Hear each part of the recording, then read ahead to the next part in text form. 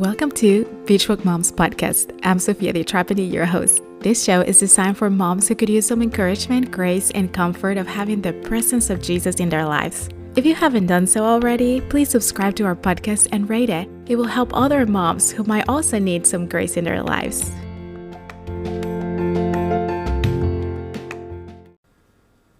How to overcome bitterness. I have a garden bed in the front of my yard, and I neglected it during winter months. And I noticed some weeds growing and making my bed look really sad. I needed to gain experience keeping my garden. Although I paid someone to do it for me, they were not doing a good job. So I went outside and I started plucking weed by weed. Fortunately, my good neighbor walked by and said hello. I couldn't wait to tell him about my garden because he seems to be really good keeping up his garden. So I asked him for advice how to get rid of my weeds quickly. So he ran to his house and brought a tool called a cultivator. He showed me how to use it, and I was able to get rid of all the weeds from the roots. Some roots extended and expanded through the length of the garden bed. Without the cultivator, I was going to be plucking the surface for a long time of many weeds, but I was never going to be able to get to the root. So in this message, as we talk about bitterness, I won't be able to give you 10 steps to uproot bitterness, but I know someone with a cultivator who is an expert in plowing the fields to prepare a great harvest. If we set our eyes on Jesus, our cultivator, he will expose all the roots of bitterness, and he will be able to remove them.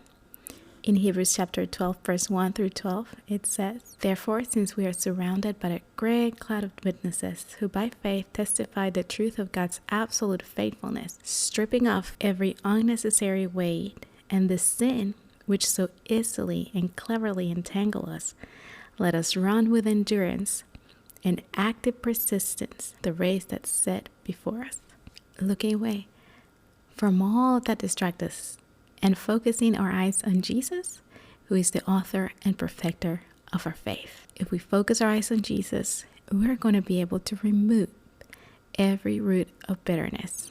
In the book of Ruth, we can learn a story about Naomi. Her story could be your story.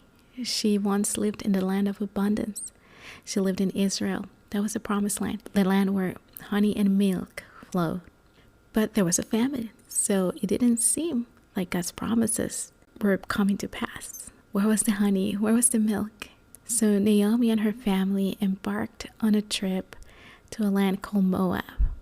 In Moab, that seems to be prosperity, abundance, but also there were a lot of people whose hearts were away from the Lord. The joy Naomi thought she was going to chase left her empty because Moab took her 2 sons and her husband. She was left destitute in a pagan land far away from the presence of the Lord.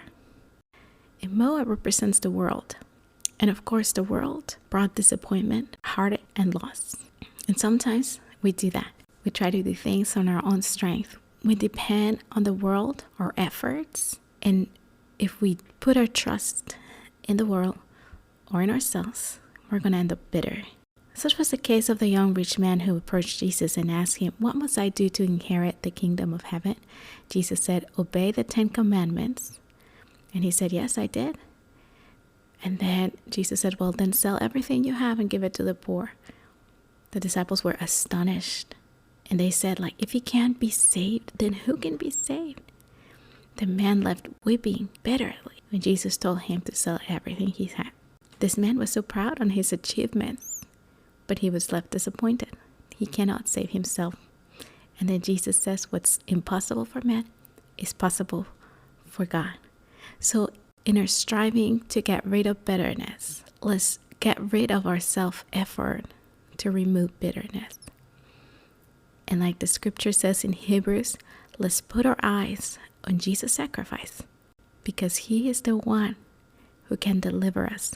He is the one who can remove the pain through his sacrifice. Because if we try really hard to make ourselves better, to improve ourselves, we're going to end up bitter and disappointed, because none of our efforts are ever going to be enough.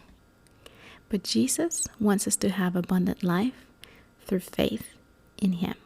So our first step in getting rid of bitterness is to look to Jesus, to look at his sacrifice, to acknowledge that there is a root of bitterness that's entangling you, but that you can look to the sacrifice of Jesus and allow Him to deliver you from it. And if you've struggled with bitterness, you know it's a demon that entices you to wallow in your hurt. But the more you cuddle it, the more it twists the dagger in your heart, and it slowly brings death to everything around you. In Ruth 1 verse 6 says, Naomi in her bitterness heard that there is bread in the land, so she decided to go to the promised land. She decided to leave the world behind and go where there is bread. And you can do the same thing today. If you have turned to the world, there is good news. There is bread in the land. Jesus is the bread of life. The bread in the story symbolizes Christ's body. So in other words, we can say that Naomi went back to search bread. And you can come back to search bread. You can come back to seek Jesus, to put your eyes on Him. That's the first step to overcoming bitterness. If you did the same thing that Naomi did, that you turned to the world, you went to Moab to try to overcome the challenges in your life, and you suffered loss, there's hope for us. The Lord is our cultivator. As He exposes these roots of bitterness plaguing our hearts, we have to remain focused on Jesus' sacrifice on the cross. The more we receive His grace and His forgiveness, the more we can pluck those roots of bitterness that may try to come up from time to time. His grace is His unmerited favor. That means it's His blessing that we don't deserve. It's the success that we can have because of His victory. It is His hand that prospers us in everything we do. Because of His forgiveness at the cross and because of His gift that we don't deserve, we can have salvation and deliverance from bitterness. Jesus' sacrifice heals the wounds. By His stripes, we are healed. Whatever wound we have from the past, from our mistakes, from other people's mistakes, from situations or circumstances that seem adverse in our lives, Jesus' blood is more than enough. By His stripes, we are healed. So let's look at Him. Let's look at how much He forgave us so we can forgive others, so we can let go of all those roots of bitterness, so we may not be defiled. So today, take some time in the presence of the Lord and ask Him to expose every root of bitterness. How much better your day will be taking care of your kids and taking care of your husband and caring for your own home if you have freedom from bitterness.